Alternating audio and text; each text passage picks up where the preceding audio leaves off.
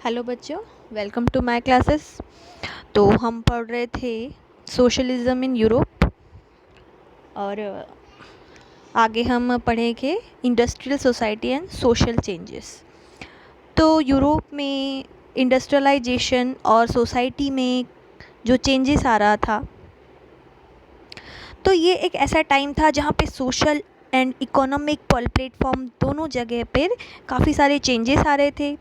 New cities जो हैं वो डेवलप हो रही थी, इंडस्ट्रियल रिवोल्यूशन हो रहा था, है ना। इंडस्ट्रियल रिवोल्यूशन जिसमें कि इंडस्ट्रीज़ के थ्रू प्रोडक्शन बढ़ने लगा, है ना। फैक्ट्रीज़ जो हैं वो एस्टेब्लिश होने लग गई, रेलवेज़ एक्सपेंड होने लग गया।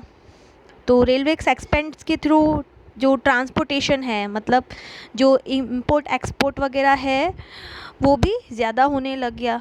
तो काफ़ी सारे डेवलपमेंट्स जो है होने लग गए। तो इंडस्ट्रियलाइजेशन जो हुआ उसने मैन वुमेन चिल्ड्रन इन सबको फैक्ट्रीज तक लेकर आए ये चीज़ें। और इंडस्ट्रियलाइजेशन के साथ साथ जो प्रॉब्लम्स थी वो भी बढ़ने लगी, क्योंकि एक तरफ तो इंडस्ट्रियलाइजेशन जो है, इंडस्ट्री जो है वो बूम अप हो रही थी, लेकिन दूसरी तरफ जो है जो पुअर्टी, मतलब जो वेजेस होते थे, वर्किंग आवर्स होते थे, उनको लेकर काफ़ी प्रॉब्लम्स होती थी। वेजेस काफ़ी पुअर होते थे, बहुत ही कम होते थे, लेकिन वर्किंग आवर्स जो है वो ज़्यादा होते थे। तो अनएम्प्लॉयमेंट जो थी वो एक कॉमन प्रॉब्लम थी वहाँ पे। हाउसिंग एंड सैनिटेशंस जो है उसकी भी प्रॉब्लम्स जो है वो बढ़ती जा रही थी, क्योंकि जैसे जैसे टाउन्स जो है वो रैपिडली ग्रोइंग हो रहे थे, जैसे जैसे डेवलपमेंट हो रहा था, तो हाउसिंग और सैनिटेशन की भी प्रॉब्लम्स जो है वो बढ़ती जा रही थी। तो लिबरल्स और रेडिकल्स जो थे वो इन सारी जो प्रॉब्लम्स है उनको किस तरह से सॉर्ट आउट किए जाए,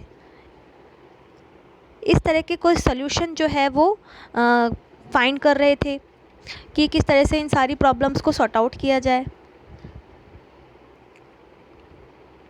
almost all industries were the property of individuals. मतलब उस समय क्या थी, जो भी इंडस्ट्रीज़ थी वो प्रॉपर्टी थी इंडिविजुअल्स, मतलब एक प्राइवेट ऑनरशिप के अंदर वो थी। तो लिबरल्स और रेडिकल्स खुद जो प्रॉपर्टी ऑनर्स और एम्प्लॉयर्स थे। तो इस सिचुएशन में, ऐसी सिचुएशन में उन्होंने सोचा कि अगर वेल्थ को ट्रेड के थ्रू बढ़ाना है तो कुछ एफ़र्ट्स जो है उनको इंकरेज करना चाहिए, जिससे कि जो बेनिफिट्स हैं वो अचीव किए जा सके। और इसके लिए जो वर्कफोर्स है उसे हेल्दी बनाना और सिटीजन्स जो है वो एजुकेट हो, है ना। तो अगर इकोनॉमी में वर्कफोर्स हेल्दी होगा और सिटीज़न एजुकेटेड होंगे तो क्या होगा, उससे बेनिफिट्स होंगे। तो उन्होंने अपोज़ किया, मतलब उन्होंने विरोध किया प्रिविलेजेस का, उन सारी फैसिलिटीज़ का जो कि ओल्ड एरिस्टोक्रेसी को दी जाती थी बाय बर्थ के नेम पे, मतलब बाय बर्थ जो भी उनको फैसिलिटीज़ मिलती थी उनको उसने अपोज़ किया। They firmly believe in the value of individual effort, और वो बिलीव करते थे, विश्वास करते थे किसमें, इंडिविजुअल एफर्ट्स में। इंडिविजुअल एफर्ट्स मतलब क्या होता है कि व्यक्ति का जो खुद का जो एफ़र्ट होता है, मतलब बाय बर्थ उसको कोई प्रिविलेज नहीं मिलना चाहिए, उसका खुद का जो एफ़र्ट्स है, लेबर है, एंटरप्राइजेस, उसके through it freedom of individuals was ensure if the poor could labor and those with capital could operate without restraint, they believe that societies would develop। मतलब ये वो मानते थे कि इंडिविजुअल्स को अगर फ्रीडम दी जाएगी, पुअर जो है वो लेबर कर पाएगा, है ना, अपनी जो कैपिटल है उसको ऑपरेट कर पाएगा, और सोसाइटीज़ जो है इस तरह से डेवलप हो पाएगी। तो कई सारे वर्किंग मैन और वुमेन जो कि चाहते थे कि इस तरह के चेंजेस जो हैं वो आएँ, तो उन्होंने क्या करा, रिलीज़ वगैरह जो है लिबरल और रेडिकल्स ग्रुप के निकालना स्टार्ट किया अर्ली 19th सेंचुरी में। तो कुछ नेशनलिस्ट, लिबरल्स और रेडिकल्स चाहते थे कि रिवॉल्यूशन हो और इससे एक यूरोप में जो इस तरह की गवर्नमेंट जो है उसका 1815 तक एंड हो, है ना। तो France, Italy, Germany, Russia, they become revolutionaries, ये सब क्या बन गए थे, रिवोल्यूशनरीज़ बन गए थे। और उन्होंने वर्क करा किसको ओवरथ्रो, मतलब मोनार्की सिस्टम को बिल्कुल डिसलाइक करते थे वो उनको, और इसीलिए उन्होंने इकट्ठे होकर मोनार्की सिस्टम को सिस्टम से बाहर निकाल दिया। Nationalist talk of revolutions that would create nation. तो नेशनल एक ऐसा रिवोल्यूशन चाहते थे जो एक ऐसे नेशन को क्रिएट करे जहाँ पे सिटीजन्स जो हो उनको इक्वल राइट मिल सके। तो 1815 के बाद जो मैज़िनी है, बहुत ही ग्रेट फ़िलोसोफ़र थे और इन्होंने काफ़ी कुछ कंट्रीब्यूशन किया था फ्रांस में, एक नेशनलिस्ट थे ये। तो गॉसिपे मैज़िनी जो थे conspired with others to achieve this in Italy, तो उन्होंने इंस्पायर किया इटली में भी सब अचीव करने के लिए। Nationalist elsewhere including India read his writing. तो नेशनलिस्ट, हर जगह के नेशनलिस्ट जो कि इंडिया में भी इंक्लूड थे, है ना, हर जगह जो इनकी राइटिंग्स वगैरह को वो पढ़ते थे, तो उनके जो आइडियाज़ थे, उनकी फ़िलोसॉफीज़ थी, उनमें चेंजेस आया। नेशनलिस्ट वर्ड का मीनिंग आपको पता ही है कि जो अपने नेशन के लिए बहुत ही फीलिंग्स रखता है, लव और इमोशंस की, है ना, देशभक्ति की, पैट्रियोटिक फीलिंग टुवर्ड्स नेशन। तो इस तरह से आपने पढ़ा कि किस तरह से डेवलपमेंट हो रहा था, क्या क्या प्रॉब्लम अराइज हो रही थी और उन प्रॉब्लम्स के सल्यूशन किस तरह से निकाला गया। अब यूरोप में जो है सोशलिज्म आया कैसे। तो सोशलिज्म का मीनिंग मैंने आपको चैप्टर के स्टार्टिंग में ही क्लियर कर दिया था। तो ये जो विज़न है कि सोसाइटी जो है उसमें जो है सोशलिज्म होना चाहिए, तो मिड 19th सेंचुरी में यूरोप में ये जो विज़न है वो बहुत ज़्यादा जाना जाने लग गया, है ना। ये आइडियाज़ जो है उससे लोग जो है बहुत ज़्यादा अट्रैक्ट होने लग गए। तो सोशलिस्ट जो थे वो प्राइवेट प्रॉपर्टी के अगेंस्ट थे, है ना। उन्होंने क्या देखा कि जो सोशल इल्स हैं, कि जितनी भी सोसाइटी से जुड़ी हुई जितनी भी बुराइयां हैं, उनका रूट क्या है, उसकी जड़ क्या है, कि जो भी प्राइवेट प्रॉपर्टी, जिनके पास अपनी प्राइवेट प्रॉपर्टी है और किस तरह से वो एक्सप्लॉइट करते हैं दूसरों को।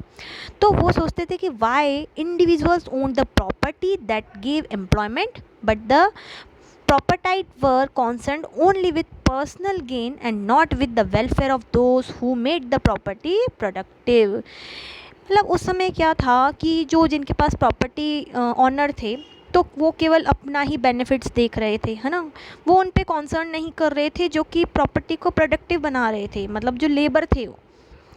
तो सोशलिस्ट का क्या कहना था कि प्रॉपर्टी का जो प्रपोर्शन है वो इक्वल होना चाहिए और उस पर सभी का कंट्रोल होना चाहिए, है ना। So if society as a whole rather than single individual control property, more attention would be paid to collective social interest. Socialist wanted this change and campaign for it. अगर एक के हाथों में सारा का सारा प्रॉपर्टी का कंट्रोल रहता है ना, तो क्या होता है वहाँ पे एक्सप्लॉयटेशन जैसी जिस तरह से वेजेस वगैरह कम दिए जाते थे, है ना, तो वहाँ पे ये जो सोशलिस्ट जो है वो चाहते थे कि ये सारा सिस्टम जो है वो चेंज हो जाए, है ना। How could a society without property operate, what would be the basis of socialist society. अब ये एक बात प्रॉब्लम थी कि अगर सोसाइटी से प्रॉपर्टी को निकाल देंगे, है ना, तो सोसाइटी ऑपरेट कैसे करेगी, वो चलेगी कैसे। तो सोशलिस्ट सोसाइटी के पीछे बेसिस क्या थे, किस फिलोसॉफी पे ये बेस थी। Socialist had different visions of the future. Socialist के अलग अलग विज़न थे फ्यूचर को लेकर, और कुछ बिलीव करते थे आइडियाज़ ऑफ कॉपरेटिव्स का आइडिया पर बिलीव करते थे। तो कॉपरेटिव्स मीन्स कॉपरेट करके चलना, मतलब सभी जो है अपना इक्वल शेयर जो है उसमें लगाएं, मतलब एक के हाथ में सारा का सारा कंट्रोल ना हो, कि कॉपरेटिव मतलब कुछ ग्रुप्स जो हैं वो आपस में पार्टनरशिप करके उस कंपनी को या उस फैक्ट्री को जो है ऑपरेट करें, जिससे कि सारा का सारा कंट्रोल जो है वो एक के हाथ में ना रहे। तो Robert Owen, a leading English manufacturer, so to build a cooperative community called New Harmony in Indiana USA. तो क्या हुआ था इसमें, रॉबर्ट ओन जो थे उन्होंने एक मैन्युफैक्चर की थी एक कोऑपरेटिव कम्युनिटी, जिसको न्यू हार्मनी उन्होंने नाम दिया था, कहाँ पे, यूएसए में। Other socialist felt that cooperative could not be built on a wide scale only through individual initiative. They demanded that governments enough cooperative. In France, for instance, Louis Plain wanted the government to encourage cooperative and replace capitalist enterprises. These cooperatives were to be association of people who produce goods together. And the profit according to the work done by member. अब यहाँ पे cooperatives के बारे में आ गया कि cooperatives जो थी वो एसोसिएट करती थी उन लोगों को जो भी प्रोडक्शन होता था उसको साथ में मिलकर करते थे, और जितना भी प्रॉफिट आता था उसको डिवाइड कर देते थे according to the work done by member. जिस तरह से मेंबर्स वर्क करते थे उस तरह से उसको शेयर कर लिया जाता था प्रॉफिट को। तो कार्ल मार्क्स जो थे और फ्रेडरिक एंगल्स जो थे एडेड अदर आइडियाज़, इसमें और आइडियाज़ जो है इसको इम्प्रूव करा सोशलिस्ट को। कार्ल मार्क्स जो है उन्होंने एक industry society was capitalist argue किया कि इंडस्ट्रियल सोसाइटी जो है वो कैपिटलिस्ट है, मतलब कैपिटलिस्ट में सारा का सारा जो कैपिटल है वो एक के हाथों में है। Capitals own the capital invested in factories and the profit of capitalist was produce by workers, मतलब जितना भी उनको प्रॉफिट मिलता है वो वर्कर्स के द्वारा ही प्रोड्यूस किया जाता है। The condition of workers could not improve as long as this profit was accumulated by private capitals, कि अगर इसी तरह से जो प्राइवेट कैपिटलिस्ट है अपने प्रॉफिट को बांटते रहेंगे तो कंडीशन जो वर्कर्स की है वो इम्प्रूव हो ही नहीं पाएगी, है ना। वर्कर्स को तो वही का उतने के उतने वेजेस मिल रहे हैं और उतना टाइम उसको काम करना पड़ रहा है। तो workers had to overthrow capitalist and the rule of private property, तो वर्कर्स को कैपिटलिस्ट को ओवरथ्रो करना पड़ा और प्राइवेट प्रॉपर्टी के रूल को। मार्क्स बिलीव करते थे कि free themselves from capitalist exploitation workers had to construct radically society where all property was socially control. Karl Marx मानते थे कि सारा का सारा कंट्रोल जो है वर्किंग क्लास के हाथ में होना चाहिए, जहाँ की सारे के सारे प्रॉपर्टी पे सोशली कंट्रोल हो, है ना।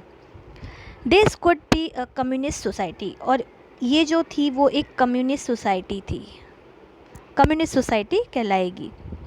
ही was convinced that workers would triumph in their conflict with capitalist. A communist society was the natural society of the future.